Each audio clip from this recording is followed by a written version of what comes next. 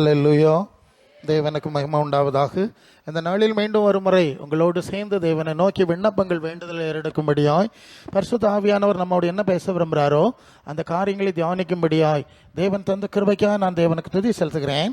அன்புக்குரிய யாவருக்கும் ரட்சகரும் ஆண்டவருமாகிய இயேசுவின் நாமத்தினால அன்பின் வாழ்த்துக்கள். அல்லேலூயா. ஜெபத்தை நடத்தி கொண்டிருந்த போது பரிசுத்த ஆவியானவர் ஒரு வார்த்தையை திரும்ப திரும்ப பேசிக் கொண்டிருந்தார்.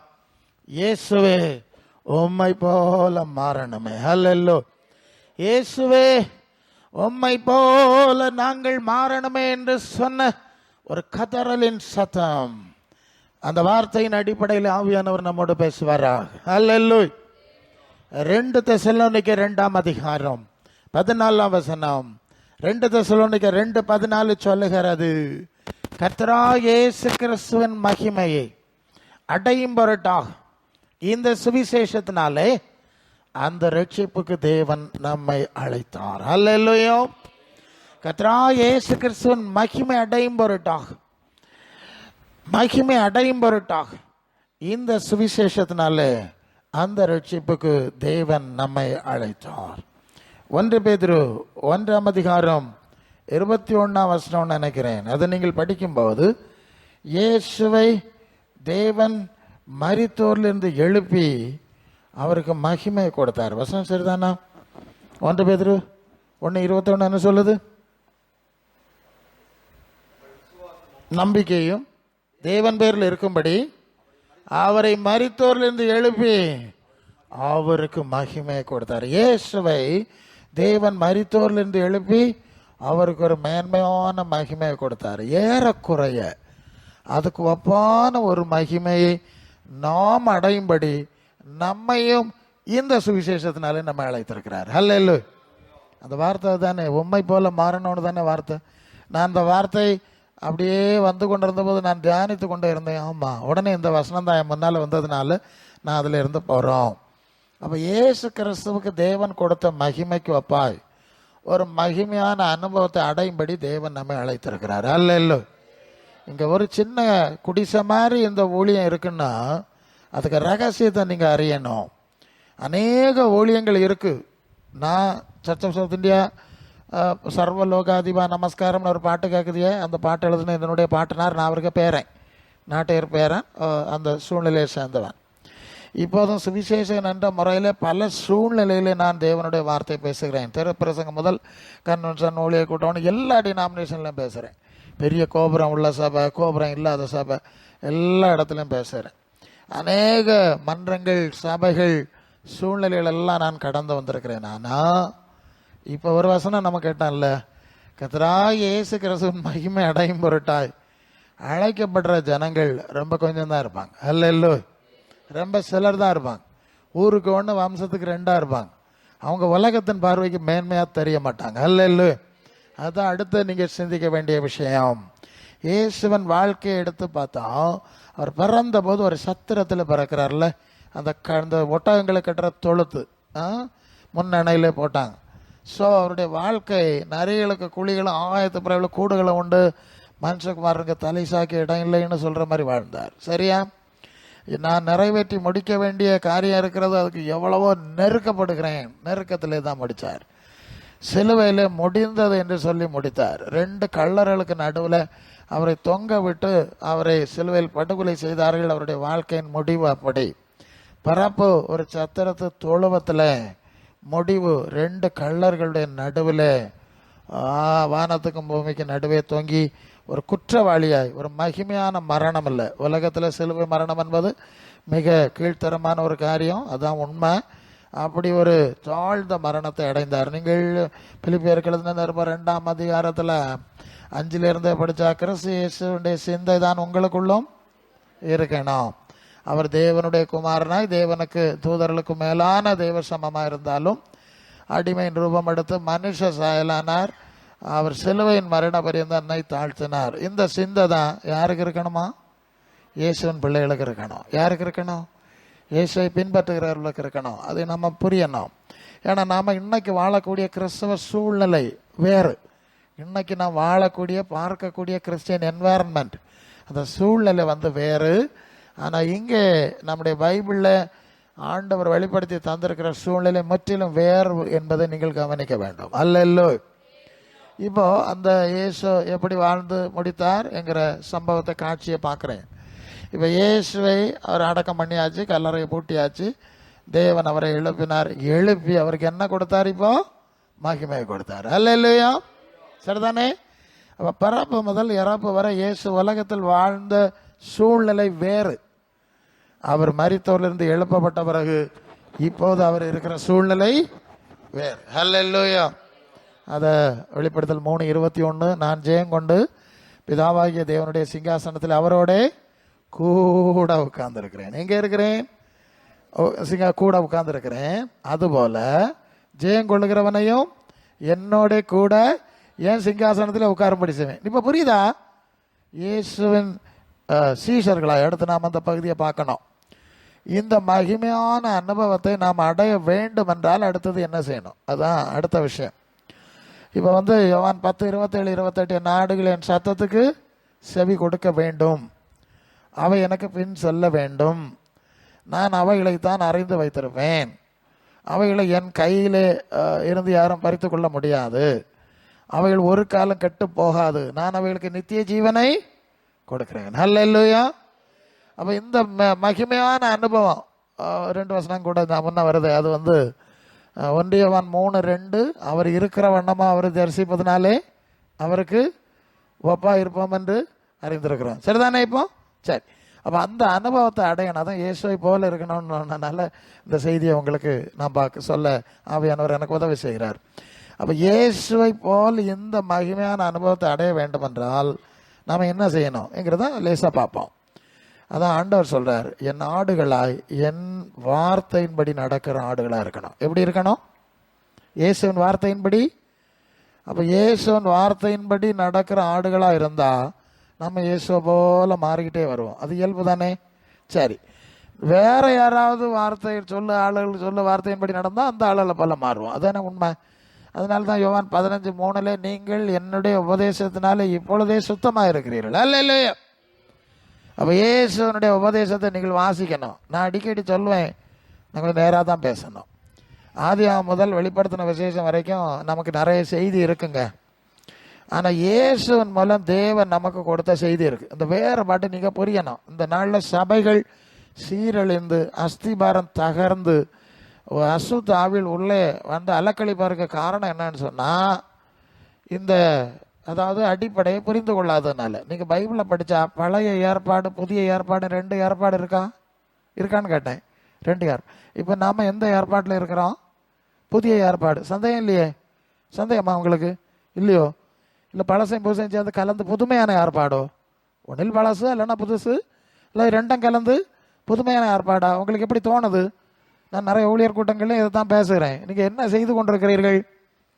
இங்கே இயேசுவின் வார்த்தை, அதை நீங்கள் மத்தேயு 28 கடைசி 2 வசனத்தில் நீங்கள் போய் சகல ஜாதியை என்ன செய்யணும்? எனக்கு சீசராக்கணுமா பக்தராக்கணுமா? சொல்லுங்க, வசனத்தை சொல்லுங்க. சீசர் தானே ஆக்கணும். சீசராக்கி நான் உங்களுக்கு கட்டளையிட்டாகவும் கை கொள்ளும்படி அவர்களுக்கு உபதேசம் பண்ணுங்கள். உலகத்தின் முடிவு புரிந்த சகல நாட்களில் உங்களுடைய கூட. அப்போ யார் கட்டளையிட்டதை உபதேசம் பண்ணணும்? சொல்லுங்க. இயேசு கட்டளையிட்டதை உபதேசம் பண்ணணுமா? வேற ஆளுவ கட்டளையிட்டதை உபதேசம் பண்ணணுமா? அவர் தேவன் தம்முடைய குமாரனை உலகத்தில் நேரடியாக அனுப்பி நம்மோட பேசினாரா? அதான் என்னுடைய உபதேசத்தினாலே சுத்தமாக இருக்கிறீர்களே.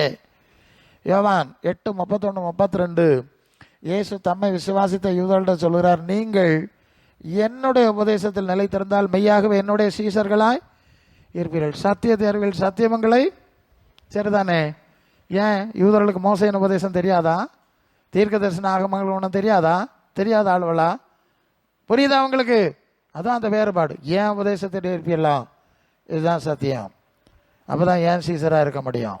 மோசையினுடைய உபதேசத்தில் தான் மோசையினுடைய சீசனாயிரு. இந்த வேறுபாடு தெரியாமல் பிசாசு சபையை குழப்பி கிறிஸ்துவின் சிந்தையிலிருந்து எங்கேயோ கொண்டு உடச்சி இல்லாமல் ஆக்கியாச்சு. இதை திருப்பி எடுக்க வேண்டியிருக்கு. நல்லது. அப்போ இயேசுவை போல் மாற வேண்டும் என்று ஆவியானவர் பேசுனதிலிருந்து நான் உணர்ந்து கொண்டேன். இந்த காரியத்தை உங்களுக்கும் கொஞ்சம் நான் உணர்த்த வேண்டிய அவசியம் இருக்கிறது என்று உணர்ந்து கொண்டேன். நல்லது. அப்போ இயேசுவை போல் மாறணும்னா இயேசுவின் போதனையிலே நிலைத்திருங்கள்.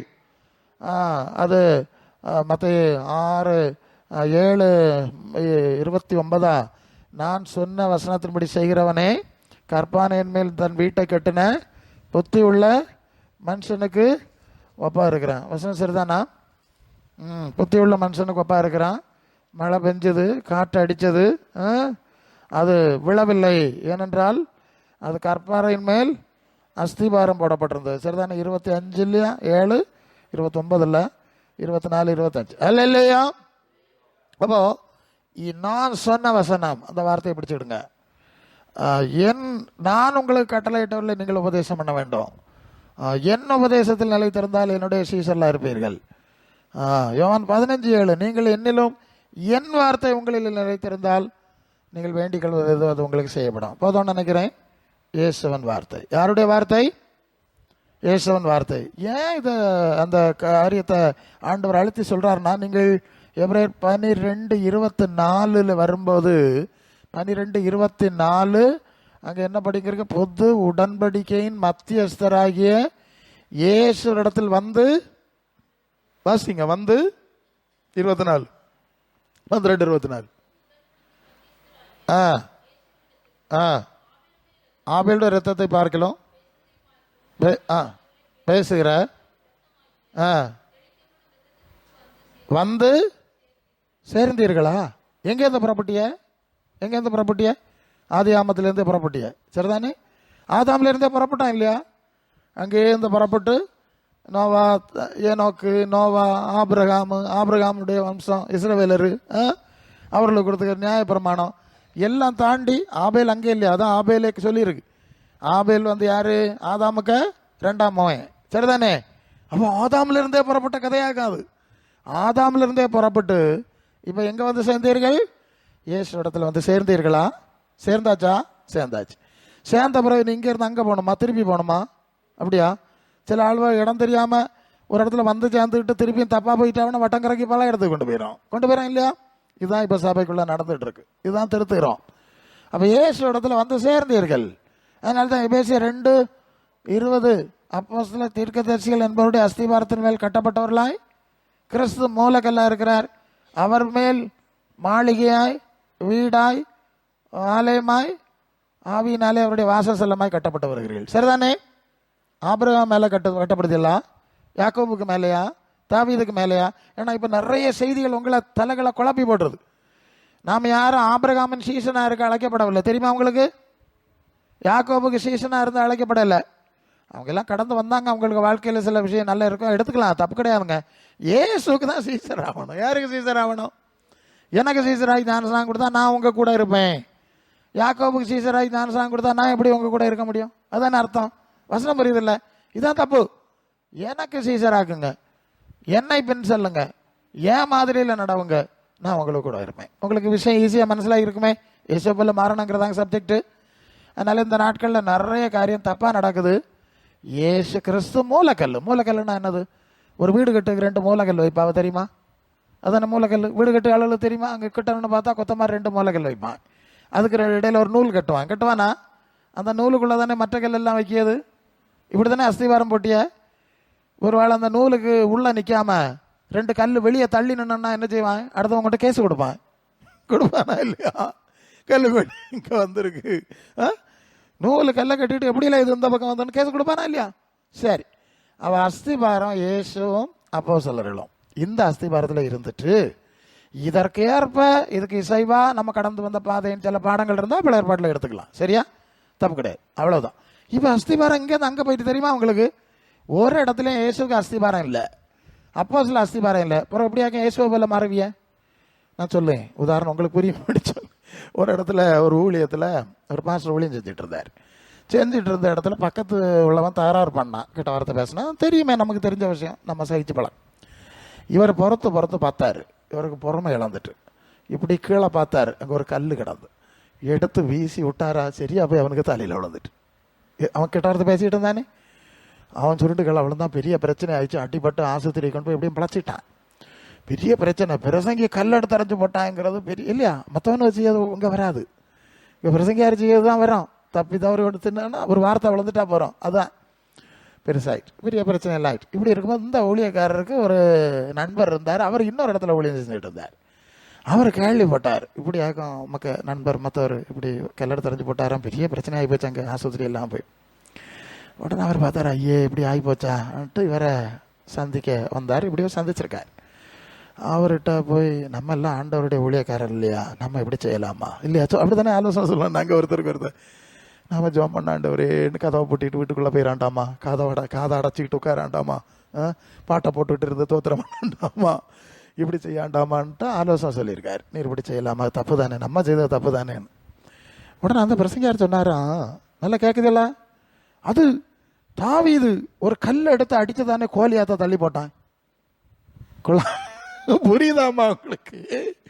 தாவீது ஒரு கல் எடுத்து தானே இறஞ்சி அவனை நெத்தியில் அடிச்சுக்கல போட்டான். தாவீது செய்தா சரி, நான் செய்தா தப்பான்னு கேட்காரு. புரியுதா? இப்படி தானே படிச்சுட்டோம், இப்படி தானே படிச்சுட்டு வந்துட்டோம். நம்ம இப்படி படிச்சுட்டு தான் மண்டைக்குள்ளே இருக்கோம். சமயம் வர வேலை கல் எடுப்போம். ஏன்னா அதில் மண்டைக்குள்ளே வந்துட்டு இன்னொரு இடத்துல நான் நார்லுக்கு ஊழியத்துக்கு போனேன். 10 மணிக்கா இன்னொன்று நான் 9:30 என்னமோ போயிட்டேன். நான் இப்படி ஃப்ரண்டில் இருக்கேன். சண்டேஸ் கிளாஸ் நடந்துகிட்டு இருக்கு பாருங்க. அப்போ இதில் ப்ரைமரி ஸ்கூல் பிள்ளைகளுக்கு பாடம் எடுக்க ஒரு டீச்சர் இருந்து பாடம் எடுக்குது. அது வசனத்தை சொல்லிக் கொடுக்கு, கரங்களை போருக்கும் விரல்களை யுத்தத்துக்கும் பழக்கி வைக்கிற தேவனாகிய கர்த்தருக்கு தெரியல ஸ்தோத்திரம். திருப்பி நான் இப்படி பார்த்துட்டே இருக்கேன், என்னடா இது இந்த பயவளுக்கு, அது திருப்பி சொல்லுங்க பிள்ளை, அதெல்லாம் திருப்பி சொல்லு. இதெல்லாம் மைண்டில் பதிச்சிடும். ஸ்கூலுக்கு போகும்போது அந்த பயவை தயார் பண்ணுவான், ஆட்டி விட்டுருவான். கரங்களை யுத்தத்துக்கு பழக்கி விட்டுருக்காருடா. என்ன சொல்கிறீங்க? இதுதான் இப்போ பிரச்சனை. ஏசுநாதரை பின்பற்ற சொன்னால் எங்கடா போகிறீங்க நீங்கள்? ஏதோ கடந்து வந்த பாதை. இதெல்லாம் ரொம்ப நிறைய நாங்கள் யோசிக்க வேண்டியிருக்கு. நான் சொன்னால் இப்படி நிறைய போவோம். எனக்கு நிறைய அனுபவம் இருக்குது. எப்படி சபைக்குள்ளே பிசாசு வர்றாங்கிற, வந்து சபை அலக்கழிக்கிறாங்கிறதெல்லாம் எனக்கு பட்ட படம் மாதிரி ஆண்டவர் படிச்சு தர்றதுனால நான் நிறைய பேசணும். இப்போ ஷார்ட்டாக போவோம். இயேசுவை போல மாறணும்னா இயேசுவின் வார்த்தையில் நடக்கப்பார் அல்லல்லோ. அதுக்கு அந்த பக்கம் போகாது. ஒரு வேளை இதுக்கு ஒப்பான விஷயங்கள் சிலது இருக்கும், நீங்கள் எடுத்துக்கலாம். நாங்களும் சில விஷயங்கள்லாம் ரெஃபர் பண்ணுவோம், உங்களுக்கு புரியும்னு நினைக்கிறேன். உங்களுக்கு வாழ்க்கையில் ஜீவன். ஏன்னா அநேகர்கிட்ட நீங்கள் இயேசுவின் வார்த்தை படிங்க, அப்போ சில உபதேசம் படிக்கணும். இல்லை நாங்கள் சங்கீதம் வாசிப்போம், நாங்கள் ஏசாயா வாசிப்போம். அப்போ ஏசாயாவை கூப்பிடு. வியாபாரம் விரட்டுறதுக்கு ஏசாயாவை கூப்பிடு, தாவீதை கூப்பிடு. சங்கீதனை வாசிப்ப நீ போ, தாவீதை கூப்பிடு. ஏசுவை கூப்பிட்டா சொல்லாரு பிசாசு சொல்லுவா. இங்கே ஒரு இடத்துல இருக்கு பார்த்துக்க. ஒரு இடத்துல அந்த ஸ்கேவா என்று சொல்லக்கூடிய ஒரு ஆசாரியன், அவனுக்கு 7 குமாரர்கள் இருந்தார்களாம். அவங்க என்ன செஞ்சாங்களாம், பவுல் வந்து பிசாசை விரட்டுறாரு. நல்லா கவனிச்சுக்க. பவுல் வந்து பிசாசை விரட்டுறதை கேட்டோன்னே இவனு எல்லாம் போய் கொஞ்சம் பவுல் பிடிச்சிருந்த பிசாசு பிடிச்சிருந்த ஒரு மனுஷனை பார்த்து, பவுல் பிரசங்கிக்கிற இயேசு நாமத்தில் நான் உங்களுக்கு கட்டளையிடுகிறேன், நீ இவர்களை விட்டு போ. அது வந்து 19ஆம் அதிகாரம், அப்போ சிலர் 19ஆம் அதிகாரம் 13ஆம் வசனத்தில், கர்த்தராகிய இயேசு நாமத்தின் மேல் கர்த்தராகிய இயேசுவின் நாமத்தை சொல்ல துணிந்து பவுல் பிரசங்கிக்கிற இயேசுவின் பேரில் ஆணையிட்டு உங்களுக்கு கட்டளையிடுகிறோம் என்றான். அதுக்கு அந்த பிரதான ஆசாரியனாக ஸ்கேவா என்னும் பேருள்ள இவருடைய 7 பேர் இப்படி செய்தார். 15, பொல்லாத ஆவி அவர்களை நோக்கி, இயேசுவை அறிவேன், பவுலை அறிவேன், நீங்கள் யார் என்று சொல்லி பொல்லாத ஆவியுடையவர்கள் மனுஷன் அவர்கள் மேல் பாய்ந்து பலாத்காரம் பண்ணி அவர்கள் மேற்கொள்ள அவர் நிர்வாணிகளும் காயப்பட்டவர்களாக வீட்டை விட்டு ஓடி போனார்கள். அல்ல இல்லையோ? நீங்கள் சங்கீதம் படிச்சுக்கிட்டு ஏசாயை படிச்சுக்கிட்டு அங்கங்கே கிடக்குதெல்லாம் உங்களுக்கு தோணுதெல்லாம் படிச்சுக்கிட்டு பேயா வந்தோடனே இயேசு நாமத்தில் போனேன்னா அப்போ சாசு இப்படி தான் சொல்லுவேன், இயேசுவே அறிவேன். இயேசுவன் ஊழியக்காரில் நீ யாருன்னு கேட்பாரு. கேட்பானா கேட்க மாட்டானா? நீ அவருக்கு வசனமே படிக்கலையே, பரவாயில்ல எப்படி? எனக்கு ரொம்ப செய்தி வந்துடும் பாருங்க, நேரம் போயிட்டே இருக்கோம். உங்களுக்கு புரிதலுக்கு சொல்கிறேன், ஏதாவது விஷயம் நீங்கள் சரியாக செஞ்சால் நல்லது. இனியாவது சரியாக செஞ்சுருங்க தயவுசெய்து. இந்த பழைய ஏற்பாடெலாம் நடத்தி வச்சுட்டு இயேசுவில் ஆரம்பித்து வெளிப்படுத்தின விசேஷம் 2 தடவை முடிங்க. அதுக்கப்புறம் ஆவியானவர் ஏவனா பழைய, அதுக்கப்புறம் நான் நிறைய குழப்பம் உங்களுக்கு வரும். நாங்கள் நிறைய ஆராய்ச்சி படித்து உங்களுக்கு போதிக்கணும். இதுதான் உங்களுக்கு சத்தியம். ஒரு சின்ன உதாரணம் சொல்கிறேன். உதாரணம் சொன்னால் ஈஸியாக விளங்கும். ஒரு சாது சுந்தர் சிங் என்ற ஒரு ஊழியக்காரர் இருந்தார். அவர் காவியோட அணிஞ்சிருப்பார், தாடியெல்லாம் போட்டிருப்பார், சன்னியாசி, சீக்கிய மார்க்கத்தை சேர்ந்தவர். இயேசுவை தரிசித்து இந்த சூழ்நிலைக்கு ஊழியத்துக்கு வந்தார். இங்கே நெய்யூர் நாகர்கோயிலெல்லாம் வந்திருக்காராம். அவருடைய புஸ்தகம் எல்லாம் நான் வாலிப காலத்திலேயே அவருக்கு புஸ்தகம் எல்லாத்தையும் வாங்கி வாசித்துருவேன். ஆமாம், அவருடைய ரசிகன் மாதிரி தான். ஸோ அவர் ஒரு நாள் வட இந்தியாவில் ட்ரெயினில் யாத்திரை பண்ணிகிட்டு இருந்தார். ட்ரெயினில் ஒரு இடத்துலேருந்து போயிட்டு இருந்தார். ஒரு ஸ்டேஷனில் ட்ரெயின் நின்னது. நிறைய பேர் ட்ரெயினில் ஏறினார்கள், இறங்கினார்கள். அப்போது வட இந்தியாவில் வந்து இந்த காவி உடை அணிந்து ஒரு திராட்சை மாலை இதெல்லாம் போட்ட நிறைய மனிதர்கள் தாடியெல்லாம் வச்சுருப்பாங்கல்ல, சன்னியாசிகள், சாமிகள்னு சொல்லுவாங்க, ரிஷிகள், முனிவர்லாம் சொல்லுவாங்க. சிலர் வந்து மந்திரவாதிகள்னு சொல்லுவாங்க, மற்றவங்க இவங்கெல்லாம் மந்திரவாதிகள் ஆகும். அப்படியே ஏறினார்.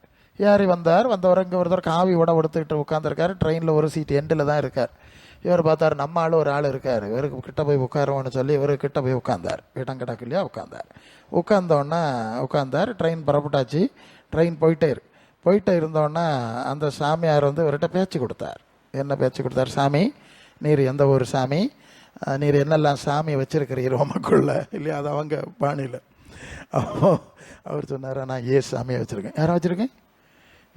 சாமியா? அப்படி ஒரு சாமியை நான் கேட்டது இல்லையே. ஆமாம், நீர் கேள்விப்பட்டிருக்க மாட்டீர். அவர் இந்த ஊரில் உள்ள சாமி கிடையாது. அவர் மேலோகத்தில் பரலோகத்தில் இருந்தவர். அங்கேருந்து வந்தார். அவர் வந்த உலகத்தில் இப்படியெல்லாம் அற்புதம் செஞ்சார். பாவ நிவாரண பலியாக மறித்தார். அப்புறம் திருப்பி அவர் அடக்கம் பண்ணாங்க. தேவன் அவர் எழுப்பிட்டார். மீண்டும் உயிரோடு அழுது பரலோகத்துக்கு போயிருக்காரு. திருப்பி வருவார். அவர் பாவிகளை ரட்சிக்க எப்போமா தயாராக இருக்கிறாரு. அப்புறம் அவர் தான் நியாயம் தீர்க்க அப்படி ஒரு சுருக்கமாக ஒரு சுவிசேஷம் சொல்லிட்டார். சொன்னான்னு அந்த சாமியார் பார்த்தாரு, இது ஒரு பெரிய சாமியாக இருக்குது இல்லையா? நீண்ட வரலாறு இருக்குது. அங்கேருந்து வந்தது, இங்கே வந்தது, திருப்பியும் போயிருக்கு, திருப்பியும் வரும், இதுதான் நியாயம் இருக்குன்னா அவன் கொஞ்சம் டென்ஷன் ஆகிட்டான். என்னோட இவன் பெரிய ஆளுன்னு பேசுவேன் அப்படிலாம் அர்த்தம் ஆகுது. இவனுக்குள்ளே இருக்கா சாமி, பெரிய சாமிங்கிறான், பெரிய ஆளுன்னு சொல்கிறான். உடனே அவன் சொன்னான் அவரை பார்த்துட்டு, அப்படியா உனக்கு ஏசு அவ்வளோ பெரியவரா? என்ன யாருன்னு தெரியுமாடா உனக்கு? எனக்கு சாமிக்கு பவர் தெரியுமாடா உனக்கு? இப்போ பார்த்துக்க, காட்டித்தாரன் உனக்கு. கண்ணை மூடிட்டு டர்ரா டிமா ரமா டொரா கரா கரா அவருக்கு மந்திரம் எல்லாம் பேசினார். இவர் அப்படி சும்மா உட்காந்துருக்காரு. அவன் கொஞ்ச நேரம் கிடந்து சத்தம் போட்டு அலறிட்டு முழிச்சு பார்த்தா இவர் சும்மா இருக்காரு. இவருக்கு ஒன்றும் சம்பவிக்கலை. அப்படி பார்த்தானா, இந்த ஆளு கீழே விழலையே, ஒன்றும் நடக்கலையான்னு பார்த்தா என்ன வச்சுருக்காங்க. ஏன்னா இவனை வந்து மந்திர தாயத்து, மந்திர மையி, மந்திர தகடு எல்லாம் நிறைய வச்சுருப்பாரு. இந்த இதில் கொண்டு தான் தெரியாது பார்த்தது. இவனை ஏதாவது வச்சிருப்பான்னு இப்படி பார்க்குறான். பார்த்தா ஒன்றும் இல்லை, ஒரு புதிய ஏற்பாடு மட்டும் இருக்குது. என்னது இருக்குது? ஒரு புதிய ஏற்பாடு, சின்ன புதிய ஏற்பாடு, இந்துஸ்தானி பாஷையில் அன்றைக்கி மிஷினரி அங்கே கொடுத்தது அங்கே இருக்கு. இது என்னன்னு கேட்டானா, இதுதான் அந்த இயேசுசாமி சொன்ன வசனங்கள், வார்த்தைகள்லாம் இதுக்குள்ளே இருக்குது அந்த புஸ்தகம். ஓஹோ, அப்போ இவன் நினச்சானா அந்த புஸ்தகம் தான் காரணம். அப்போ சொன்னானா அடுத்தது, அந்த புஸ்தகம் தான் உன்னை பாதுகாக்குன்னு நினைக்கிறேன், நீ அந்த புஸ்தகத்தை ஒன்று தள்ளி வை, உன்னை அங்கே தள்ளி உன்னை இப்போ என்ன செய்யன்னு பார்த்துக்க. இவர் அங்கே தள்ளி வச்சாச்சு. திருப்பி அவனுக்கு பாட்ட ஆரம்பித்தார். ரொம்ப நேரம் பாடிட்டு சொல்லுவானா, ஒன்றும் செய்ய முடியாது, இந்த புஸ்தகத்துக்குள்ளே இருக்குதெல்லாம் உனக்குள்ளே இருக்குது. அல்ல எப்படி? இந்த இயேசுநாதருடைய வார்த்தை உனக்குள்ளே இருக்குது, ஒன்று இந்த சாமிக்கு வார்த்தை இருக்குது, ஒன்றும் செய்ய முடியாதுன்னு. அப்போ நம்ம பியா போட்டு விரட்டுறதுக்கு காரணம் என்னென்னு தெரியுதா? ஏசாமிக்கு வார்த்தை உள்ள இல்லை, இயேசு அறிவேன், இயேசு எனக்கு தெரியும், நீ யாருன்னு கேட்பான். புரியுதா இப்போ? அப்போ இயேசுவின் வசனத்தை இன்னையிலேருந்து வாசிச்சிரு, மிச்சம் எல்லாத்தையும் வச்சிரு. விளக்கம் கேட்டால் நான் மணிக்கணக்காக பேசுவேன், உங்கள் கேள்விகள் அத்தனைக்கும் பதில் சொல்லுவேன். இப்போ அதுக்கு நேரம் இல்லை, போதும். அப்போ இயேசுவின் உபதேசத்தில் நடந்தால் இயேசுவை போல மாறலாம், முதல் விஷயம். சரிதானே? ரெண்டாவது, இயேசுவை ஃபாலோ.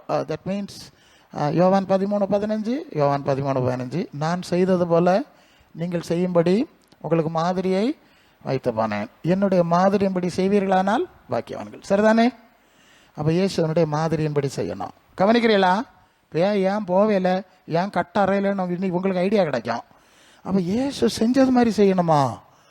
அவர் நடந்த மாதிரி நடக்கணுமா?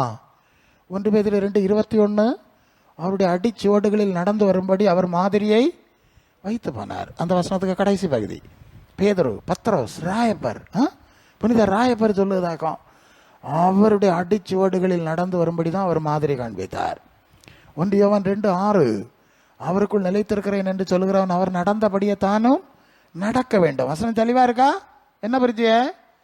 அவருடைய வார்த்தையின்படி, அவருடைய மாதிரியின்படி நடக்கிறதுக்கு பேர் தான் சீசத்துவம். அல்ல இன்னைக்கு இந்த சீசர் ஆகுதல் கிடையாது பாருங்க. இயேசுக்கு பக்தர் ஆக்குதல்ங்கிற தவறான ஒரு கோட்பாடு வந்திருக்கு. அவர் ஆராதிச்சா அவர் சந்தோஷப்படுவார், ஏன்னா அப்படி நினைக்கிறாங்க. இப்போ இயேசுவை சந்தோஷப்படுத்தணும்னா என்ன செய்யணும்? பாப்பமே வசனம் பார்ப்போம், உங்களுக்கு சொல்லி தரணும். இயேசுவை நம்ம சந்தோஷப்படுத்தணும். அப்போ என்ன செய்யணும்? மற்றவன் அவனுக்கு சாமியை சந்தோஷப்படுத்துக்கு என்ன செய்யான் தெரியுமா? பாலை காய்ச்சி தலையிலோடி ஊற்றிடுவான், தேனை தலையிலோடி ஊற்றிடுறது, பஞ்சாமிரதத்தை ஊற்றிடுறது, பகுதி இல்லையா? வட்டையில் மாலை செய்து பகுதி இல்லையா? ஓகே, அது அவங்க நம்பிக்கை, செஞ்சுட்டு போட்டோம், அதுக்குள்ளே போகலை. இந்த கடவுளை சந்தோஷப்படுத்தணும்னா இப்படி செய்யணும். அப்போ இயேசுவை சந்தோஷப்படுத்தணும்னா என்ன செய்யணும்? டேடி மம்மின்னு பாட்டு பாடணும். சரிதானே? அப்படி தானே நம்ம அடிச்சிருக்கோம். அவர் நிறைய பாடிட்டு இருந்தா அவர் உடனே குளிர்ந்துருவார், அரசியல்வாதி மாதிரி. அப்படியாக இந்த காலத்துக்கு போக்கு. ஆண்டவர் என்ன சொல்லாருன்னு கேட்போமா? யோவான் 14:15 படிங்க. யோவான் 14:15 படிங்க. ஆண்டவர் சொல்லுறது கேட்போம். நம்ம கணக்காக இந்த மாதிரி வடமாலை போட்டா போகிறோம், பாயசம் காய்ச்சி ஊற்றினா போகிறோம், பாட்டு பாடினா போகிறோம், சந்தோஷப்படுவார் நம்ம நினச்சிக்கிட்டோம். இப்போ ஆண்டவர் சொல்லுறது கேட்போம். வாசிங்க யோவான் 14:15. நீங்கள் என்னிடத்தில் அன்பாக இருந்தால் என் கற்பனைகளை கைக்கொள்ளுங்கள், நான் பிதாவை வேண்டிக் கொள்வேன், என்றென்றைக்கு உள்ளே கூட இருக்கும்படி சத்திய ஆவியாகிய தேற்றரவாளனை உங்களுக்கு அனுப்புவார். நல்ல கவனிக்கணும், சிம்பிளாக தான் சொல்லுறேன். இப்போ இயேசு சொல்லுவார், என்னிடத்தில் அன்புள்ளவர்களாக இருந்தால் என்ன செய்யணும்? என் வசனத்தை, அதானுங்க உண்மை, அதானுங்க உண்மை. 14:23 படி, 14:23 படி. அல்ல இயேசு விட்டா பரிசுத்தரமாக என் அன்பாக இருந்தால் என் வசனத்தை கடைபிடிப்பான், அவனிடத்தில் என் பிதா அன்பாக இருப்பார். போதும், நாங்கள் வந்து வாசம் பண்ணுவோம், அது அடுத்த விஷயம். சரி, இப்போ என்ன புரியுதியா? அப்போ இயேசு சொல்லுவார், என்னிடத்தில் அன்பாக இருந்தால் நான் சொல்லுறதுக்கு கீழ்ப்படிங்க. சரிதானே? நான் உங்க வேணா தாத்தா, எனக்கு 7ஆம் கிளாஸ் படியே பேரப்பிள்ளை இருக்கு, பையன் இருக்கேன், நான் தாத்தா தான். இங்கே நம்ம பிள்ளைகள் வந்து நம்ம சொல்லுதை கீழ்ப்படியை தானே விரும்புவோம். நீங்கள் அப்படி தானே செய்விய? கீழ்ப்படியை தானே விரும்புவிய? சரி, பிள்ளைகள் சொல்லுது ஒன்றும் கீழ்ப்படியலைன்னு வைங்க, ஒன்றும் என்ன கேட்காது, இங்கேன்னா அங்கே. பிறகு நம்ம வந்து நின்று ஒரு மாலையை வாங்கிட்டு வந்து நமக்கு மாலை போட்டு சாம்பிராணியம் குளிச்சு வச்சு முளத்திரியம் குளிச்சு பொன்னம்மோ தங்கப்போ செல்லப்போன்னு பாடிச்சுன்னு வைப்பான் சுற்றி சுற்றி. உங்களுக்கு சந்தோஷம் வருமானு கேட்டேன். எனக்கு வராது. இல்லையா? இல்லை, ஒரு வார்த்தை அனுசரிக்குதியா நீ? இதெல்லாம் யாருக்கு? நீ போய் ஏமாத்து இல்லைல்ல நடத்துக. இது போல் அவருடைய சாயலில் தான் நம்ம படைச்சிருக்காருல்ல, நம்ம போல தானே அவரும் இருப்பார். அவர்கிட்ட அவர் சொல்லுவதை கேட்காம இந்த மாதிரி வித்து அடிச்சுக்கிட்டு இருந்தால் அவருக்கு கோவம் வருமா வராதா? புரியுதா அவங்களுக்கு சொல்லுது? அதாக இப்போ நடந்துட்டு இருக்கு கிறிஸ்தவ குளத்தில். நான் சொல்லுவது ஒன்று நீங்கள் கேட்கதில்லை. நீங்கள் வந்து லூக்கா 6:46, என்னை ஆண்டவரே ஆண்டவரே என்று நீங்கள் சொல்லியும் நான் சொல்லுகிறபடி நீங்கள் செய்யாமல் போகிறது என்ன? அல்ல, சரியா?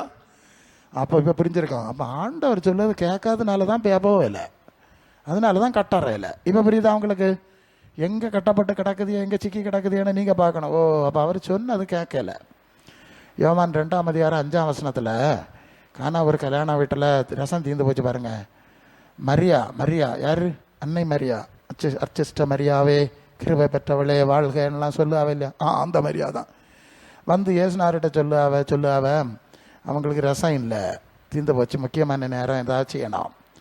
அதுக்கு இயேசு சொன்னார், சிறிய உனக்கும் எனக்கும் என்ன? உனக்கும் எனக்கும்? அது கத்தோலிக்கத்தில் அம்மா நான் இப்போ என்ன செய்ய முடியும், என் வேலை இன்னும் வரவில்லை சொல்லிட்டார். அந்த அம்மா புரிஞ்சுக்கிட்டாங்க.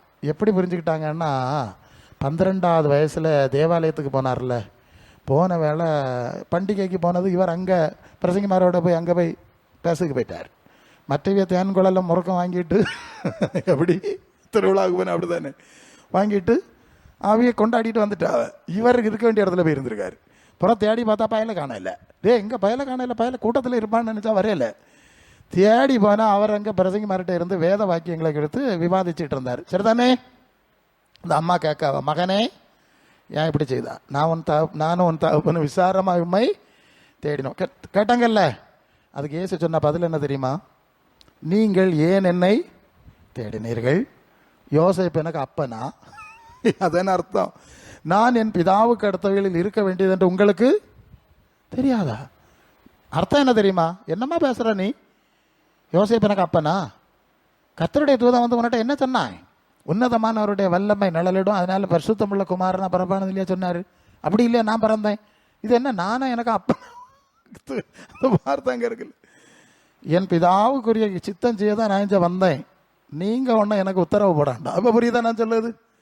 இது அந்த அம்மா அப்பமே புரிஞ்சுக்கிட்டு, ஆமாம் சொன்னவர் இந்த பிள்ளை நம்ம பிள்ளை இல்லை, நம்ம பிள்ளை சரிதானே, நம்ம பிள்ளை இல்லை, அது இப்போ பரலோகத்தின் தேவனுடைய பிள்ளை, தேவ சித்தம் தான் செய்யும். அது தெரிஞ்சதுனால தான் இப்போ நீங்கள் வந்து யோவான் 2:5 அந்த மரியா சொல்கிறாங்க, அந்த வேலைக்காரன் அவர் உங்களுக்கு என்னெல்லாம் சொல்லுகிறார்களோ அதெல்லாம் செஞ்சுருங்க. இல்லை என்ன சுத்தாண்டா எனக்கிட்ட அவர் தேவ சித்தம் செய்வேன்னு சொல்லுவார். நான் என்ன செய்ய முடியும்? இனி அவர்கிட்ட போங்க, உங்கள் காரியத்தை சொல்லுங்க. இல்லையா? அப்போ இயேசு சொன்னபடி செய்யணுமா வேண்டாமா? செய்யணுமா வேண்டாமா? அப்படி செஞ்சால் தேவ பிள்ளை அவருடைய தன்மை சாயல் நமக்குள்ள வரும். ரெண்டாவது, அப்போ இயேசுவின் வார்த்தைப்படியும் அவருடைய மாதிரி, அவர் நடந்த மாதிரிப்படியும் நடக்க சீஷராக ஒப்பு கொடுக்க வேண்டும். என்ன செய்யணும்? மீண்டும் புரிஞ்சுக்கிடுங்க. நீங்கள் கிறிஸ்தவர்களாக இருக்கலாம், பல சூழ்நிலையில் இருக்கலாம், பல காலங்கள் வந்திருக்கலாம், அதெல்லாம் இப்போ பேசலை. நீங்கள் இயேசுக்கு சீடர் ஆனீர்களா? அல்ல, one and the only question. சீடர்கள் ஆனீர்களா? ஆக விரும்புகிறீர்களா? அதை நீங்கள் முடிவெடுக்கணும். அப்போ இயேசு சொன்னது மாதிரி, அவர் நடந்தது மாதிரி வாழ என்னை அர்ப்பணிக்கிறேன், அவருடைய அடிச்சுவட்டில் வாழ நான் அர்ப்பணிக்கிறேன் என்று அர்ப்பணிக்கிறதுக்கு பேர் தான் சீஷத்துவம். இந்த அர்ப்பணத்துக்குள்ளே வரும்போது ஆண்டவர் சொல்லுகிறார், அதான் யோவான் 14:15 படித்தேன் இல்லையா, நான் அவர்களுக்காக என்ன செய்வேன்? பிதாவிடத்தில் வேண்டிக் கொள்வேன் இல்லையா? பிதாவிடத்தில் ஜெபம் பண்ண என்னத்துக்கு? சத்திய ஆவியாகிய இன்னொரு தேற்றரவாளனை அவர் அனுப்பும்படி வேண்டிக் கொள்ளார். அப்போ இயேசுவின் சீஷத்துவத்துக்கு அர்ப்பணத்துக்குள்ளே வந்தால் மட்டும்தான் பரலோக தேவனுடைய ஆவியை இயேசு உங்களுக்கு அனுப்பி வைப்பார். இல்லையா? புரிஞ்சலா? வேற இயேசு ஆராதிச்சு நீங்கள் பெற முடியாது, எந்த புனித தலத்துக்கு நீங்கள் போய் பெற முடியாது. என்னைக்கு எப்போது இயேசுவின் வார்த்தைப்படியும் மாதிரிப்படியும் வாழ அர்ப்பணிக்கிறேன் என்ற அந்த எல்லைக்கு வருவீர்களோ அப்போ உங்கள் இருதயத்தை பார்ப்பார். அல்லேலூயா. உங்களுக்காய் பிதாவின் இடத்தில் பரிந்து பேசி, அது யோவான் 15:26, பிதாவின் இடத்திலிருந்து புறப்படுகிறவரும் பிதாவின் இடத்திலிருந்து நான் உங்களுக்கு அனுப்புகிறவருமாகிய பரிசுத்த ஆவியாகிய தேற்றரவாளனை அனுப்புவேன் என்று அந்த பகுதியிலே சொல்கிறார். அல்லேலூயா. அப்போ அந்த பரிசுத்த ஆவிய தேவன் இயேசு அனுப்புவார். யார் அனுப்புவது? இங்கே சொல்லுவேன், டிவியில் யூடியூப்பில் எல்லாம் நிறைய பிரசங்கி மாதிரிலாம் இதோ நாங்கள் அவங்க பரிசுத்த ஆவி கொடுக்குறது மாதிரியும் தரையில் போட்டு உருட்டுது மாதிரியெல்லாம் செய்தியெல்லாம் பார்க்குறீங்க. சபையிலக்குள்ளே எல்லாம் வந்து உருட்டுறாங்க. நான் கூட இருந்து பார்த்தேன். ஆமாம், கிருபாசனத்துக்குள்ளேயே நுழைஞ்சாவை நான் எச்சரித்தேன், தடுத்துருக்கா, எல்லாம் நடந்திருக்கு. தள்ளி போடுறது, உருட்டு, இதெல்லாம் நடக்குதா? நீங்கள் பார்த்தீங்களா? இங்கே ஆண்டவர் சொல்லுகிறார், நான் மட்டும்தான் பரிசுத்த ஆவியை தர முடியும். யார் தர முடியும்? விளக்கத்தை நான் சொல்லியிருந்தேன், உங்களுக்கு அது தேவை. யோவான் 17:6 சொல்லுது, நானே வழியும் சத்தியமும் ஜீவனமாக இருக்கிறேன், என்னால் இல்லாமல் ஒருவன் பிதாவிடத்தில். அப்போ இங்கே பிதாவிற்கு போகணுன்னாலும் இயேசு வழியாக தான் போனோம். அப்போ பிதாவின் இடத்துலேருந்து வந்து வரணும்னாலும் அப்படி தானே அர்த்தம்? சரிதானே? இங்கே தான் இடையில இவர் இருக்கார்ல, இவர் தாண்டி தான். அப்போ பிதாவின் இடத்துலேருந்து வரக்கூடிய பரிசுத்த ஆவியை அனுப்ப அதிகாரம் இயேசுவுக்கு மட்டும்தான் இருக்கிறது. யோவான் சொல்லுவான், நான் தண்ணியினால் ஞானஸ்நானம் கொடுத்தேன், எனக்கு பின்னால் ஒருவர் வருவார், அக்னியினால் ஞானஸ்நானம் கொடுப்பார். அப்போ சொல்ல 1 ஆமாம் 4:5 எருசலேம் விட்டு போகாதுங்க, இதோ நீங்கள் ஜலத்தினால் ஞானஸ்நானம் பெற்றீர்கள், சில நாளுக்குள்ளே அக்னியினால் ஞானஸ்நானம் பெறுவீர்கள். அப்போ இந்த பரிசுத்த ஆவியை கொடுப்பது யார்? இயேசு. மறந்துடாத. இயேசுவின் வார்த்தைக்கும் மாதிரிக்கும் சீஷத்துவத்துக்கும் அர்ப்பணிக்கிறவர்களுக்கு தேவனுடைய பரிசுத்த ஆவியை இயேசு அனுப்பி வைக்கிறார். ஷார்ட்டாக போகிறேன், சமயம் கம்மி. இப்போ நிறைய பேர் உருட்டு ஆவ இல்லையா பிரசங்கியாரு, புரட்டு ஆவ இல்லையா? அது ஏன் உருட்டு ஆகலாம்? அனனியா போய் பவுலுக்கு மேலே தலையில் கையை வச்ச உடனே பரிசுத்த ஆவி வந்ததான். பேதுருவும் யோவானும் சமாரியாவில் உள்ள விசுவாசிகளுக்கு தலையில் கையை வச்ச உடனே பரிசுத்த ஆவி வந்ததான். பவுல் ஒரு இடத்துல அவர் போய் ஜெபம் பண்ணி கை வச்ச அப்படி ஒரு சில சம்பவங்கள் இருக்கு இல்லையா? இதை வச்சுட்டு நிறைய பிரசங்க மாதிரி நான் பவுலுக்கு மறு அவதாரமாக்கும், பேதுருவுக்கு மறு அவதாரமாக்கும், யோவானுக்கு மறு அவதாரமாக்கம்னாக்க இப்போ உருட்டுக்கு வந்திருக்காங்க. சரிதானே இருக்கட்டும். அப்போ ஒன்று இயேசு சொன்னார், உன்னதத்திலிருந்து வரும் பலனால் தரிப்பிக்கப்படுகிற எருசலேமிலே, அது 24:47, லூக்கா 24:49. சரியா? எங்கேருந்து வர்ற ஆவி? பரலோகத்திலேருந்து வர்றா. அதுக்கு காத்திருக்க தானே சொன்னார். நாங்கள்லாம் அப்படி தான் வாங்கணும். அதுங்க இருக்கட்டும். இப்போ இவனை சொல்லலாம், நீ உன்னதத்திலேருந்து வாங்காண்டான், நானே தரேன், நானே எல்லாம் உருட்டியாச்சு. கேட்டால் நான் அனனியாவாக்க, நான் பவுலாக்க, நான் இவனை கள்ள விளக்கம். இப்படி பாஸ்டம் பந்தவச பிரசங்க மாதிரிலாம் இவனை ஏமாத்தியாச்சு. இவனை ஏமாந்து இந்த சின்ன பயலுக்கு நிறைய ரூபாயும் கொடுத்து கிளவமாயிரு சீனியர் பாஸ் வச்சு அக்கிரமமாக்கம். நான் பிடிச்சி திட்டுவேன், உமக்கு என்ன விவரம் வந்து சின்ன பயவளை கூட்டிகிட்டு வந்து அவன் கை வச்சு உருட்டுறான். நம்ம கை வச்சா அவளையில் அவன் கை வச்சா அவளு. அப்படியா? அது என்னது? அது பவுல் வச்சார். டேய், பவுல் கையை வச்சாருன்னு இருக்கு, பேதரும் யோவானா வச்சாவேன்னு இருக்கட்டு. நான் ஒன்று கேட்கேன், இந்த பிரசங்கி பவளை கூப்பிட்டு இந்த பவுலுக்கு உபதேசம் இந்த பிரசங்கிட்ட இருக்கான்னு பாருங்க, இந்த பவுலுக்கு மாதிரி இந்த பிரசங்கிட்ட இருக்கான்னு பாருங்க, யோவானுக்கும் பேதருக்கு மாதிரி இருக்கான்னு பாருங்க. 5 விரலுக்கு 5 மோதிரம் போட்டுட்டு இல்லையா வரானுவா பிஷப் மாதிரி? இல்லையா? இப்படியா பவுல உபதேசம் எழுதினாரு, இப்படியா பேதர் எழுதினார். டே, பவுலுக்குள்ள இருந்த ஆவி இவனுக்குள்ள இருந்திருந்தா அவங்களுக்கு உபதேசமும் மாதிரியும் இருந்திருக்கணுமா வேண்டாமா? அது ஒன்றும் இல்லையா? டே, ஆமா, கள்ள பிசாசு ஏமாத்தி போட்டு இப்போதான் வெளியே வந்தான் நமக்கு. இல்லையா? இப்படி இல்லையா பார்க்கணும்? ஒரு வார்த்தை இயேசுவின் வசனத்தை பற்றி பிரசங்கம் பண்ண மாட்டான் இவன். இயேசுவின் வார்த்தையை பற்றி பிரசங்கம் பண்ணாதான் எப்படிடா இயேசு அனுப்புகிற ஆவி அனுப்புவான் அவங்களுக்கு? அவன் இங்கே தாவி அங்கே போனால் மற்றவங்க உருண்டான் உழுதான்னு சொல்லிட்டு இருப்பான். இது என்ன பேச பிரசங்கம் பண்ணி இப்படி சொன்ன எழும்புங்கள், இப்போ ஆவியானவர் வருவார். எப்படி வருவார்? இயேசுவை பற்றி நீ பேசவே இல்லை, அப்போஸ்தலருடைய அஸ்திபாரம் பேசவே இல்லை, அப்புறம் எப்படி அந்த ஆவி வரும் சொல்லுங்க கேட்போம். சொல்லியிருந்தா நீங்கள் அந்த அஸ்திபாரம் பேசி அப்படி வந்திருந்தா ஒரு வேளை வரலான்னு நம்ம வச்சுக்கோம். அதுக்கு நீ கை வைக்காண்டா, தன்னாலே வருமே. பேதுரு பிரசங்கம் பண்ணிட்டு இருந்த வேலை கொர்நேலியனுடைய வீட்டில் பரிசுத்தர் இறங்கினார் தெரியுமா உங்களுக்கு? எல்லாம் வசனம் எடுத்த நேரம் போயிடும். சரி, இந்த ஆவியெல்லாம் உங்களுக்கு பரலோகத்துக்கு கொண்டு போகாது. இது பேக்கி ஆவியாகும், இது வஞ்சிக்கிற ஆவியாகும். அவள் இயேசுவன் தன்மை வராது. நீங்கள் பாருங்களா, அந்த ஆவி பெற்ற ஆளுகளை நாங்களும் கண்காணிக்க தான் செய்யும். பரலோகத்திலேருந்து வந்த ஆவி பெற்ற ஆளெல்லாம் இயேசுவை போல மாறினாவ இல்லையா? இயேசு கொடுத்த ஆவி வாங்கினவே இயேசுவை போல மாறினாவ. இந்த பயவை கொடுக்க ஆவி பெற்றவன் எல்லாம் வேற மாதிரி போடுறாங்க. அதான் சென்னையில் நேரமா 5 வரல 5 மாத்திரம் போட்டு வர்றாருன்னு கால பிசாசு. இப்படி தான் சபை எங்களுக்கு பாதுகாக்கணும். சரி, அப்போ இயேசு அந்த பரிசுத்த ஆவியை நமக்கு அனுப்புகிறார். போதும் இல்லையா? போதும். இந்த பரிசுத்த ஆவிக்கு ஒரு பேர், அது ரோமர் 8:9, கிறிஸ்துவின் ஆவி இல்லாதவன் அவருடையவன் அல்ல. ஏன் அப்படி சொல்லியிருக்குன்னா, மற்ற 10:38 தேவன் இயேசுவை பரிசுத்தாவின் வல்லமையினாலே நிரப்பி தேவன் அவரோட கூட இருந்தார் அப்படின்னு வாசிக்கிறோம் இல்லையா? இயேசுவுக்கு கொடுத்த அதே ஆவியை நமக்கு தேவன் கொடுக்கறதுனால அவருக்கு அது அந்த ஆவிக்கு குமாரனின் ஆவின்னு பேர். இப்போ சரியா? கலாத்தியர் 4:6 அப்பா பிதாவே என்று கூப்பிடத்தக்க புத்திர சுவீகார ஆவியை பற்றியா? இயேசுக்குள்ள இருந்த ஆவி, குமாரனின் ஆவியை, அவருக்குள்ள இருந்த ஆவியை நமக்கு தருகிறார். இப்போ பிரிச்சுட்டீங்களா? அடுத்தது, அப்போ தேவன் இயேசுக்கு பரிசுத்த ஆவியை கொடுத்தார். தேவனே ஆவியா இருக்கிறார். யோவான் 4:24, 1 கொரிந்தியர் 3:16 நீங்கள் தேவனுடைய ஆலயம், தேவனுடைய ஆவி உங்களில் வாசமாக இருக்கிறது சொல்லியிருக்கு. சரியா? இந்த ஆவி இங்கே வந்தாச்சு. இந்த ஆவி வந்தால் என்ன நடக்கும்னு கேட்டால், கவனிக்கிறீங்களா? கவனிக்கிறீங்க? அந்த வார்த்தைக்கு அப்படிப்போம். என்ன நடக்கும்னா, பிலிப்பியர் 2:5 என்ன படிக்கிறீங்க? கிறிஸ்து இயேசுடைய சிந்தையே உங்களிலும். அப்போ இயேசுக்குள்ளே இருந்த ஆவி நமக்குள்ளே வந்தா இயேசுவின் சிந்தை நமக்குள்ளே வருமா வராதா? சொல்லுங்க. இதுதான் பரிசுத்த ஆவின்னு சொல்லுது. அந்த சிந்தையை நமக்குள்ளே உருவாக்குவார். நீங்கள் கலாத்தியர் 4:19 சிறு பிள்ளைகளே, கிறிஸ்து உங்களுக்குள் உருவாகும் அளவு மறுபடியும் கற்ப வேதனைப்படுகிறேன். சரிதானே? ஆதி திருச்சபை காலத்தில் இயேசு ஆராதிக்க யாரும் படிப்பிக்கலைங்க. அது தனி இஷ்யூ. ஆராதனை பற்றி இப்போ பேசலாம், அப்புறம் பேசலாம். இயேசு ஆராதிக்கும்படியா யாரும் படிப்பிக்கல. என்ன செஞ்சாங்க தெரியுமா? இயேசு அவங்களுக்குள்ள உருவாக்குனாங்க. அல்லேலூயா. பத்தியலா? அப்போஸ்தலர்கள் இயேசுவின் தன்மையை, குணத்தை, சாயலை விசுவாசிகளுக்குள்ளே உருவாக்கும்படி பிரயாசப்பட்டிருக்கிறார்கள். வசனம் சரிதானே? அவங்க எல்லா கேள்விகளுக்கும் நான் பதில் சொல்லுவேன், இப்போ நேரம் இல்லை. அப்போ இயேசுக்குள்ள இருந்த ஆவி நமக்குள்ளே வரும்போது இயேசுவின் தன்மை, இயேசுவின் சாயல் நமக்குள்ளே உருவாகுதா இல்லையா? உருவாகுதா இல்லையா? இன்னொரு வசனம், அது எபேசியர் 4:11, நாம் எல்லாரும் தேவகுமாரனாக இயேசுவை பெற்ற அறிவிலும் அன்பிலும் ஒருமைப்பட்டவர்களாகி கிறிஸ்துவின் நிறைவான வளர்ச்சியின் அளவுக்கு தக்க பூரண புருஷராகும் வரைக்கும் சபையானது பக்தி விருத்தி அடைவதற்கு பரிசுத்தவான்கள் சீர் பொருந்தம் பொருட்டு சிலரை அப்போஸ்தலர், தீர்க்கதரிசிகள், மேய்ப்பர்கள், போதகர்கள், சுவிசேஷர்கள் என்று ஏற்படுத்தினார். நாம் என்னை குழந்தைகளாக இராமல் மனுஷருடைய சூது, இந்த யூடியூப்பில் வரக்கூடிய சூது, கள்ளத்தனம், டிவியில் வரக்கூடியது சூது, தந்திரமுள்ள காற்றுகளினாலே நீங்கள் வடக்கு தக்கா வண்டி எங்கள் வயலில் எடுத்துக்கிட்டு அது வானத்தின் வாசல், திறந்த வாசல், கோபுரம், கொட்டாரம் ஓடிக்கிட்டு நடக்காமல் மரியாதையாக இருக்க வேண்டிய இடத்துல இருந்து ஆண்டவருடைய வசனத்தை வாசித்து அவர் தர ஆவியை பெற்று அடுத்தது சொல்லியிருக்கு.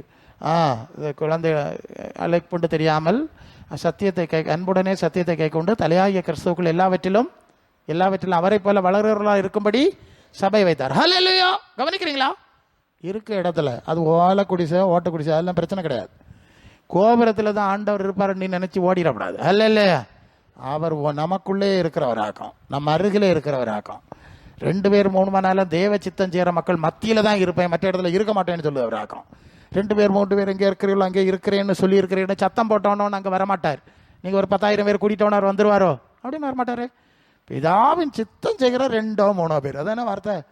தேவ சித்தம் செய்கிற, என் வசனத்தில் நடக்கிற, என் ஆவியில் நடக்கிற 2 3 பேர் இருந்தால் ஒவ்வொருத்தரும் தேவ ஆலயமுங்க. 10 ஆலயம் சேர்ந்தால் அது தேவனுடைய வாசஸ்தலம் ஆயிரும்ல, அதான் வசனம். அதில் இருப்பேன். இப்படியெல்லாம் அர்த்தத்தை குழப்பி 2 பேர் 3 பேர் கூட்டினா போகிறோம், சிலுவை ரத்தம் சொல்லிட்டா போகிறோம், உடனே இயேசு ஆராய்ச்சிட்டு அப்புறம் வந்துடுவார், ஒரு நாள் வர போகிறதில்ல. இதெல்லாம் யாருக்கு வச்சிருக்கேன்னு பார்ப்பார். இல்லையா? எப்போ சீசராக போகிறேன்னு கேட்பார், எப்போ நான் சொல்ல போகிறேன் நடக்கிறேன்னு கேட்பார். அது அது மத்தேயு 11:28-29 வருத்தப்பட்டு பாரம் சுமக்கிறவர்கள் எல்லாரும் என்னிடத்தில் வாருங்கள், நான் உங்களுக்கு இளைப்பாறுதல், நான் சாந்தம் மனத்தாழ்மையாக இருக்கிறேன், என் நுகம் மெதுவாயும் லகுவாயும் இருக்கிறது, என் நுகத்தை உங்கள் மேல் ஏற்றுக்கொண்டு என்னிடத்தில் கற்றுக்கொண்டுகள், அப்பொழுது உங்கள் ஆத்துமாக்களுக்கு இளைப்பாறுதல் கிடைக்கும். அப்போ இயேசு விட்டால் படிக்கிறதுக்கு யாருக்கும் இஷ்டம் கிடையாதுங்க. 41 நாள் உபவாசம், 41 பிரசங்கியார், 41 பிரசங்கியார் 41 மாதிரியிலே இருக்காவ. நோட்டீஸில் போட்டிருக்கு, ஓட்டங்கர் எல்லாம் கேரளா தமிழ்நாடு சுத்தம் இல்லை. 41 பிரசங்கியார், ஒருத்தர் இப்படி நிற்கிறார், ஒருத்தர் அப்படி நிற்கிறார். 40 இனி உள்ள போனால் 41 விதமான பிரசங்கம், 41 ஆவி. கொள்ளாமா சொல்லுது மனசிலாவது அவங்களுக்கு. ஆண்டவர் கேட்டார், எனக்குள்ள பேசினாரு. அது யோவான் 12:48 என்னை தள்ளி என் உபதேசத்தை புறக்கணிக்கிறவர்களை நியாயந்தீர்க்கிறது ஒன்று இருக்கு, நான் வாரேன், கடைசி நாளில் உங்களை நியாயம் தீர்ப்பேன். அல்ல இல்லையா? எழுதி தந்தேன் இல்லையா 2000 வரிய மாட்டு, இதை தூர போட்டுக்கிட்டு நான் காட்டின மாதிரியை தூர போட்டுக்கிட்டு நீங்கள் இப்படி விதமான நவீன பிரசங்கிமாருக்கு பின்னால் போறீங்களோ, உங்களுக்கு இச்சைக்கேற்ற கதை அடிக்கிற பிரசங்கிமாருக்கு பின்னால் போறீங்களோ, உங்களை நியாயம் தீர்ப்பேன்.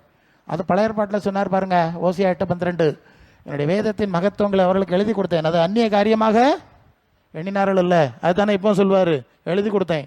பாருங்க நியாய தீர்ப்பு நாளில் உங்கள் பிரசங்கெல்லாம் விடுவிக்கிறத பார்ப்போம், பரலோக ராஜ்யம் யார் தாரான்னு பார்ப்போம். அல்ல இல்லையா?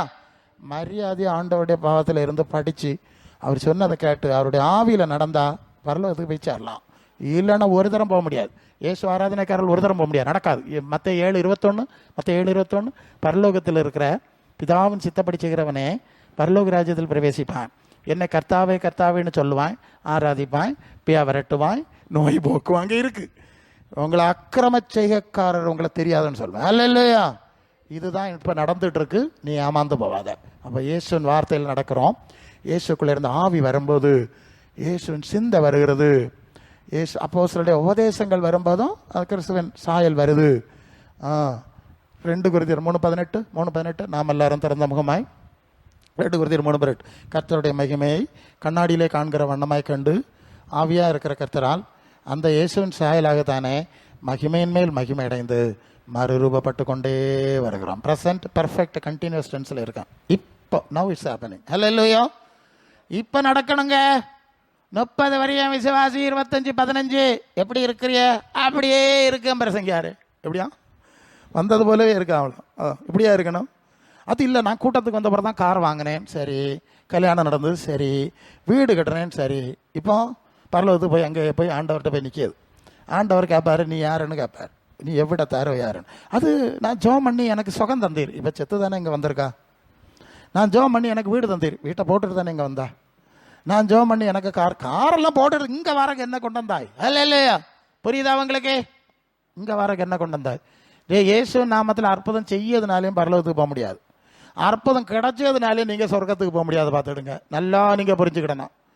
இது உங்களுக்கு அற்புதம் செஞ்சு ஆண்டவரை விசுவாசிக்கவும் அவருடைய சுவிசேஷத்தை விசுவாசிக்கவும் வாசலை திறந்து தந்திருக்கார். இனி நீங்கள் சீசராகி ஞானஸ்நானம் எடுக்கணும். என்ன செய்யணும்? இனி தானே சீசர் ஆகணும். இதுவரை பேக்கை நோக்கி வந்த பிறகு தானே. உங்களுக்கு புரியலையா? சிலுவையை நட்டு ஒரு சிலுவை நட்டு வச்சிருக்கு, இயேசுனாருக்கு படம் வச்சிருக்கு, வேற ஆளுகளுக்கு படம் சிலையெல்லாம் வச்சுக்கிட்டு பாட்டு நடக்கு. அங்கேயும் இப்படி தான் இயேசுவே எந்த தெய்வமே ரத்தம் ஜெயம்லாம் பாட்டு நடக்கு. அப்போ எதுக்கு இங்கே உட்காந்துருக்குது, என்ன எப்படி பாடுதின்னு கேட்டா அது புதுமை நடக்கணும். பிரசங்கியாரே புதுமை என்ன நடக்கணுமா? புதுமை நடக்கணும், கட்டறணும், நோய் தீரணும், பேப்போணும். இருக்காவே இல்லையா? என்ன சொல்லுவியா நீங்கள்? என்ன சொல்லி கூப்பிடுவிய? குருசடி. நாங்கள் என்ன கூப்பிடுவோம்? குருசடி. தெரியும் இல்லையா உங்களுக்கு? குருசடியில் சுற்றி சிலுவை ரத்தம் எல்லாம் பாட்டு நடக்கல. அங்கே நடக்கட்டும்.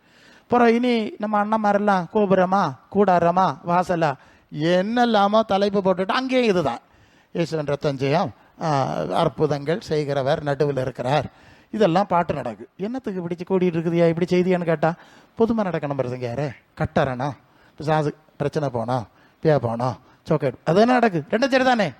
அப்போ அது கத்தோலிக்க குருசடி, இது பெந்தகோஸ்தே குருசடி. சரி தானே? புரியல என்ன சொல்லுது? புரியுதா? சபைங்கிறது குருசடியா? பேய நோய் சொகக்கேடம் அற்புதத்துக்கு மட்டும். அற்புதம் வேணும், கண்டிப்பாக வேணும், அது ஒரு தனி பகுதி. ஆண்டவர் செய்யணுமே, நன்மை செய்யணுமே, நாங்கள் ஜபிக்கிறோம், இல்லைன்னு சொல்லலை. இனி எப்போ சீசராவி தானசனம் எடுக்க போறிய? அல்ல இல்லையா? இப்படி குருசடி கரலாயகம் பெந்தகோஸ்தே மார்க்கம் இப்போ மாறிக்கிட்டு இருக்கு. ஒரு கூட்டம் சொல்லுது அம்மையை தான் ஆராதிக்கணும், அம்மை கிருபை பெற்றோள், அம்மையை ஆராதிக்கணும். சரி. இன்னொரு கூட்டம் சொல்லுது அம்மையை இல்லை மோனை தான் ஆராதிக்கணும். ஓ மோனார ஏசப்பா டாடி மேம். சரி. இந்த ரெண்டு கூட்டமும் சேர்ந்து தூங்கு தூங்கு பாலான்னு தொட்டில் வேற ஆட்டிட்டு இருக்கு. நம்ம மார்க் நான் சொல்றேன், உங்களுக்கு புரியணும் இல்லை? இதுதான் நடக்குதே தவிர இந்த ரெண்டு கூட்டமும் இயேசுக்கு சீசராகாது, வசனத்தில் நடக்காது, அவருக்குள்ள இருக்க ஆவி வராது. இனி ரோமர் 8:14, எவர்கள் தேவனுடைய ஆவியினாலே நடத்தப்படுறார்களோ அவர்கள் தான் தேவ பிள்ளைகள். நல்லா கவனிச்சுக்க, தேவ ஆவியை பற்றி கை கால் உதறிவிய தேவ பிள்ளைன்னு சொல்லலை, வேண்டான்னு சொல்லலை. நாங்கள் வல்லமையெல்லாம் நிறைய அப்பமும் பார்க்குவிய அந்நிய பாஷையில் பேசுகிறவிய தேவ பிள்ளைன்னு சொல்லலை. உங்களை விட அதிகமாக நாங்கள் அந்நிய பாஷை இப்போமே பேசுகிறது ஒன்றும் பிரச்சனை இல்லை. அல்ல இல்லையா? தேவ ஆவினால் நடத்தப்படுகிறது எப்பன்னு கேட்டேன். அல்ல இல்லையா? கை கால் உதற தெரியுது, அந்நிய பாஷை பேச தெரியுது, இயேசு ஆராதிக்க தெரியுது. நடக்குது என்ன தெரியுமா? இந்த இயேசு ஆராதனை மன்றம் அந்த இயேசு ஆராதனை மன்றத்துக்கு கேஸ் நடத்துது, வழக்கு நடக்குதா? நடக்குதான்னு கேட்டேன். டேய் நாங்கள் அப்போ 2 பேரும் இயேசுவதனை ஆராதிக்குதியே, என்னது இப்படி கடந்து 2 பேரும் கேஸ் நடத்துதியா, சண்டை பிடிச்சதியா, வெட்டுக்கு நடத்துதியா? பேயாடா கூடி இருக்கு உங்கள் மன்றங்களில். இனி ஆவி கூட்டத்தை எடுத்துக்கிட்டாலும் இதுவும் கையை காலை உதறது, அதுவும் கையை காலை உதறது, மாறி மாறி அட்டி, உள்ளுக்குள்ளே அட்டி. நாங்கள்லாம் போய் இது என்னடா இயேசு ஆராதனை மன்றத்தில் பேயா குடியிருக்கா? இப்போ அந்நிய பாஷை பேசிட்டு பேயா குடியிருக்கா? சொல்லுங்க. ஆவியின் கனிக்க முதல் கனி என்னது? என்னது? அன்பு தானே. உங்களுக்குள்ள அது ஊத்த இல்லையா? ஊத்த இல்லையா? ரோமர் 5:5 பரிசுத்த ஆவியினாலே தேவ அன்பு ஊற்றப்படுகிறபடியானாலே அப்படிதான் சொல்லியிருக்கு. உங்க மனசுல வம்பா ஊத்தி இருக்கு இல்ல அம்பு ஊத்தி இருக்கா? ஒருத்தருக்கு நெஞ்சில் ஒருத்தர் அம்படிச்சு எதுக்கு கட்டுற மாட்டியா கேட்க, வேற என்ன செய்ய சொல்லுதியே? கிறிஸ்துவ கிட்ட சாயல் இல்லை, அதுதான் பிரச்சனை. அதான் அந்த வார்த்தை. கனி இல்லை, குணம் இல்லை, எல்லாம் மாறிக்கிடும். அப்போ இயேசுவின் வார்த்தையும் இயேசுவின் சீஷத்துவத்தும் இருக்கும்போது இயேசுக்குள்ள இருந்த ஆவி வந்து நம்ம இயேசுவை போல மாற்றி ஒரு வசனத்தோட முடிப்போம். பிலிப்பியர் 3:21 20-21 நம்முடைய குடியிருப்பு பரலோகத்தில் இருக்கிறது, அங்கே இருந்து நம்முடைய கர்த்தராக இருக்கிற இயேசுவினை ரட்சகர் வேற எதிர்பார்த்து காத்து கொண்டிருக்கிறோம். அவர் தம்முடைய வல்லமையான செயலினாலே, பரிசுத்தாவின் வல்லமையினாலே நம்முடைய அற்பமான சரீரத்தை அவருடைய மகிமையான சரீரத்துக்கு ஒப்பாய் மறுரூபப்படுத்துவார். அப்போ இதுக்கு நம்ம காத்திருக்கிறோம். இதுக்கு தகுதிப்படுவதற்காக இந்த கூட்டம் வச்சிருக்கு. எல்லாருக்கும் புரிஞ்சு இல்லையா? போனால் போவோம் பாருங்க, பிற ஒரு நாள் சாவு வரும். சோக்கைடு தீரும், பிற ஒரு நாள் சாவு வரும். பரலோகத்துக்கு போக முடியாது. நான் இங்கே போனேன் இங்கே போனேன் அதெல்லாம் நடக்காது. சீசனானியா, ஞானசனம் எடுத்தியா, இந்த தேவ ஆவியை பெற்றியா, இந்த தேவ ஆவினால் நடத்தப்பட்டியா, இல்லைன்னா எனக்கு இடத்துக்கு வர முடியாது. வசனத்தை நீங்கள் படிச்சுட்டு இல்லையா? அதனால சீக்கிரமாய் முதலாவது 6:33 மத்தேயு சொல்லுவார், முதலாவது தேவனுடைய ராஜ்யத்தையும் அப்படி நீதியும் தேடக்குள்ள வழியை பாரு, அப்புறம் உனக்கு காரியத்தை அவர் பார்த்துக்கிடுவார். அப்படி இல்லாமல் கட்டாரம் பேபவனை நம்பிக்கிட்டு இருக்காது. சிலருக்கு தொடக்கத்தில் போகுது, அநேகருக்கு போகலை. ஆண்டவர் சிலர் குணப்பட சொல்லு, மனம் திருப்ப சொல்லு, எனக்கு சீசத்துவத்துக்குள்ளே வர சொல்லு, அப்புறம் நான் பார்த்துக்கிட்டேன். ஹல்லேலூயா. சில விஷயங்களை தான் சொல்லியிருக்கேன். அப்போ இயேசு இருக்கிறது போல மாற வேண்டும் என்று ஆவியானவர் நம்மோடு பேசி கொண்டிருக்கிறார். கர்த்தராகிய இயேசு கிறிஸ்துவின் மகிமையை அவர் இருக்கிற வண்ணமாக அடையும்படி நம்ம இந்த சுவிசேஷத்தினை அழைத்து இந்த உபதேசங்களை கொடுத்து நடத்தி கொண்டிருக்கிறார். நாம் தாழ்மையோடு கீழ்ப்படிதலோடு ஆண்டவர் வைக்கிற நுகத்தை ஏற்றுக்கொண்டு அவருக்கு பின்னாலே செல்வோம் என்று சொன்னால் இந்த உலக பிரகாரமான நன்மைகளை அவர் செய்கிறார். உங்களுக்கு தெரியும், அவர் நித்திய கன மகிமை நான் இருக்கிற இடத்துல 14:2 யோவான் சொல்வார் இல்லையா, நீங்களை இருக்கும்படி நான் மறுபடியும் வந்து உங்களை என்னிடத்துல சேர்த்துக்கொள்வேன். விசுவாசிகளே, நீங்கள் அந்த பக்கம் இந்த பக்கம் அசையாதுங்க.